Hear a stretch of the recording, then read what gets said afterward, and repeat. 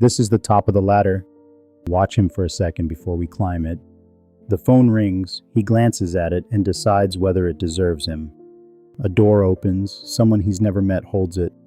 He's offered a number most people would chase for a decade, and he turns it down without a flicker because it isn't worth his week. He's untouchable now. Not because he's smarter or luckier than you, because of a number standing behind him that took 6 rungs to build, and that number changed what the world is allowed to do to him.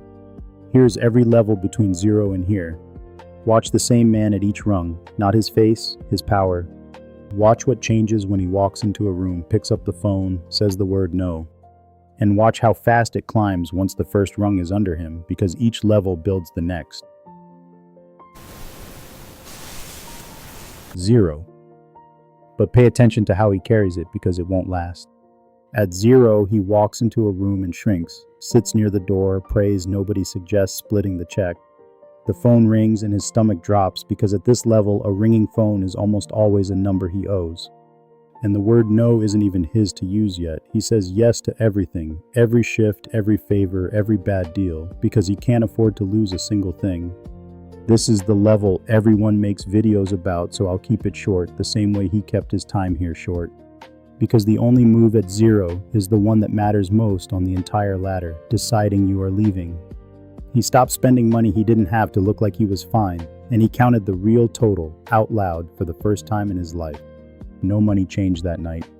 His direction did. And on this ladder, direction is the only thing that's ever been free. $1,000. The smallest number on this ladder, and the one that changes the most about how it feels to be him. Now he walks into a room and he can breathe. He's not running the math on whether he can afford to be there. When the phone rings, it might be nothing, and might be nothing is a feeling broke people forget is even available. And the first real no arrives, small and clean. No, I'll sit this one out. Barely a sentence. Completely his. $1,000 does not make you rich. It makes you unpanickable. The flat tire that used to cascade into a missed shift, a late rent, an overdraft, and a payday loan, now it's just a flat tire. He pays it, refills the buffer, and the dominoes never fall. That's the secret of the bottom rungs nobody finds glamorous enough to teach. You're not buying things up here, you're buying calm. And calm is the raw material for every move higher on the ladder because you cannot think clearly with your heart pounding. He just bought himself the ability to think. 10,000. Now he owns the rarest thing a broke person never gets to hold, options. He walks into a room relaxed, even a little curious about what it might offer him. The phone rings and he lets it go to voicemail. He'll decide on his own time, on his own terms.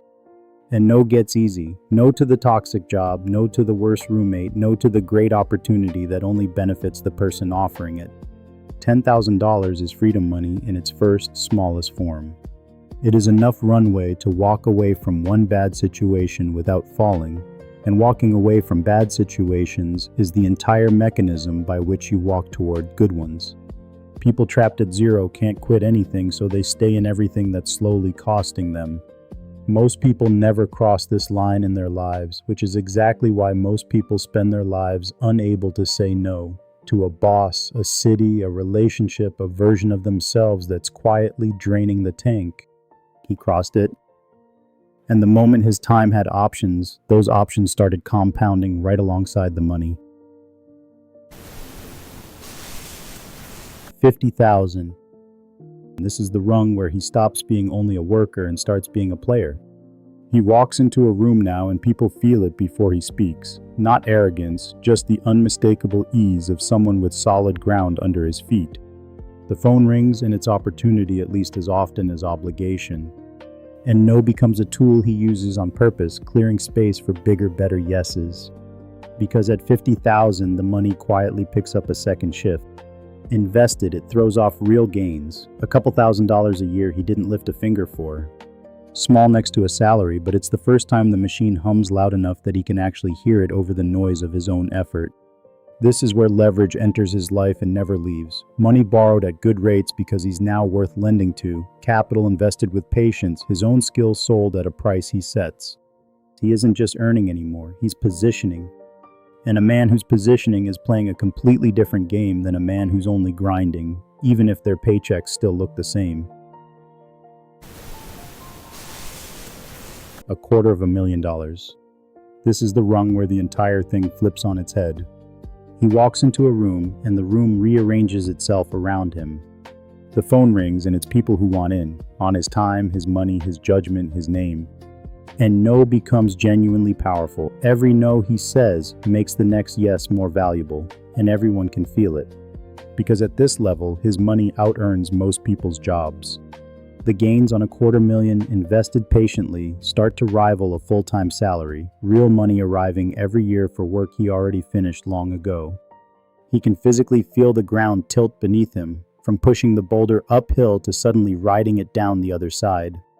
This is the flip almost nobody sees coming until they're standing in it. For years and years you chase money up the hill, and then one ordinary, undramatic afternoon, it quietly turns around and starts chasing you.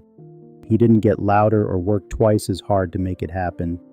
The number behind him got loud enough to do the talking, and he simply let it.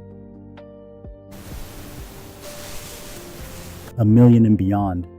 The rung you saw at the very start of this. He walks into a room and he owns it, not the furniture, the calm. The phone rings and answering it is a favor he's choosing to do. And no cost him absolutely nothing, which is the exact reason it's worth so much when he occasionally says yes. His money now covers his whole life on its own, indefinitely, without him. He works because he chooses the work, builds because he wants to build, and the emergencies that once ended entire months of his life don't even reach his desk. They get handled 3 layers below him before he hears about them. He is untouchable, insulated by the number he spent years stacking. And here's the part that should land hardest. He is the exact same human being who sat by the door at level 1, hoping nobody would ask him to split the check. Same hands, same head, same history. The only thing that changed across all 6 rungs is what's standing behind him, and he built every single dollar of it himself, one rung at a time, starting from nothing. Here's the thing about this ladder that nobody believes until they're on it. The rungs get closer together as you climb. Going from 0 to 1,000 felt like it took forever, because it did. He was fighting the broke tax, building the habit from scratch, doing it all on willpower with nothing helping him. That first rung is the steepest one on the whole ladder, and it's the one most people judge the entire climb by, which is why most people never start. But 1,000 to 10,000 was faster because the fees had stopped eating him and his income had started rising. 10 to 50 was faster still, because now his money was earning a second income alongside him. 50 to 250 came quicker than 50 ever did, because compounding had woken up and was doing real work while he slept. And 250 toward $1 million was the fastest stretch of all, because at that point the number was climbing mostly on its own and he was just keeping it pointed in the right direction. That's the part the "it takes 30 years" crowd gets wrong. It doesn't climb at a steady pace. It crawls at the bottom and sprints at the top, the exact opposite of how it feels like it should work and the exact opposite of why people quit. They quit at the bottom, judging the whole ladder by its slowest, hardest rung, and they never get to feel the part where it starts pulling them up. So if you're standing on the lowest rung right now and it feels impossibly slow, good. That's not a sign you're failing. That's just what the bottom of this particular ladder feels like for everyone right before it speeds up. 6 rungs. 0. 1,000. 10,000. 50. 250. $1 million. That is the entire ladder, and every rung is reachable from the one directly below it. Never skipped, never jumped, just climbed. The bottom rungs buy you calm and options. The top rungs buy you power and time. But the man never changes, only his footing does. You are not waiting to somehow become a person worthy of the top. You are already that person. You simply haven't built the floor underneath him yet. And it climbs faster than anyone tells you because each rung quietly funds the next. Calm funds clear thinking funds options, options fund leverage, and leverage triggers the flip. The hard part is the bottom, where it feels like nothing is happening. The top arrives quicker than the bottom ever did. Find the rung you're standing on. Stop apologizing for it. Then reach for the next one. That's the only move there has ever been, the whole way up. And stop comparing your rung to someone else's. The man on level 6 isn't a different species. He's a level 1 guy who refused to stop climbing while everyone around him called the bottom rung the whole ladder. The person who's untouchable at the top and the person panicking by the door at the bottom are not two different people. They're the same person, photographed years apart, separated by nothing but a number and the stubbornness to keep stacking it. So don't look up at the top and feel small. Look up and recognize yourself later, further along, after you kept going. Then find your next rung today and put your weight on it. Not the whole ladder, just the next rung. That's always been the only thing standing between the floor and the view. This is Merlin Money. Count it quietly.